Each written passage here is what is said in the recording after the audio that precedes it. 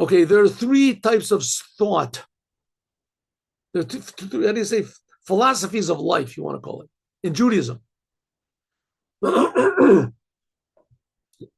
Approaches to life. There's one school of thought that says the physical world is not good.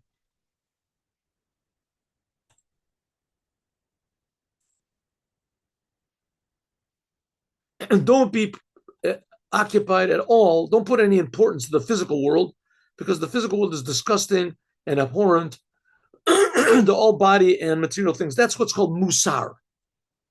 Mussar movement. It's a philosophy mostly of what they call Litvische Jews or what non-Hasidic Jews. Non-Hasidic Jews. That's what's called Mussar. This is mostly Ashkenazic Jews. Sephardic Jews have a whole different healthy way of looking at Judaism. A healthy way of looking at Judaism because they had big tzaddikim that talked about Kabbalistic ideas. So, okay, but here we're talking about mostly Ashkenazic Jews, right? So first of all, we have number one, Judaism is a religion, and religion is designed to be spiritual, to get you into heaven. And what is your big enemy? The physical world. The physical world is your enemy.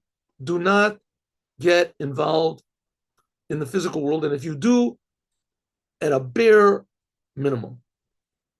That's number one. Number two, there's a school of approach to life, which is the stressing the spiritual over the physical. How can you come close to attaining those? This is what's called chakira, philosophy. Philosophy, right? Jewish philosophy. Unfortunately, most of the Jewish philosophers, we're not talking about non-religious. We're not talking about non-religious Jewish philosophy. Non-religious Jewish philosophy is, very deep, very this, but it's totally off the board. It's not that's called chakira. Chakira, the Rambam wrote, Maimonides wrote. There's others that wrote also. There's what's called Asara Maimoros. There's the book Akeda. That's sort of like philosophy, philosophical reasons for doing Judaism because spiritual is better than physical. But then there is Chassidut. Chassidut teaches that form, the reason for things should be dominant over the things. This is the unique quality of the material world when it is used properly, purified, and the form when it is in the material. In other words, when the purpose of everything is actually brought out to be in action, and when action is connected to the purpose. So the spiritual and the physical are one. So you can't detect when one begins what's spiritual and what's physical. The beginning is wedged in the end, and the end is wedged in the beginning. Because you can't tell if the reason why a person is putting on tefillin is in order to benefit himself or if it's in order to benefit God. Because both of them are synonymous at the same time. The one God created them both. And for one purpose, to reveal the light of holiness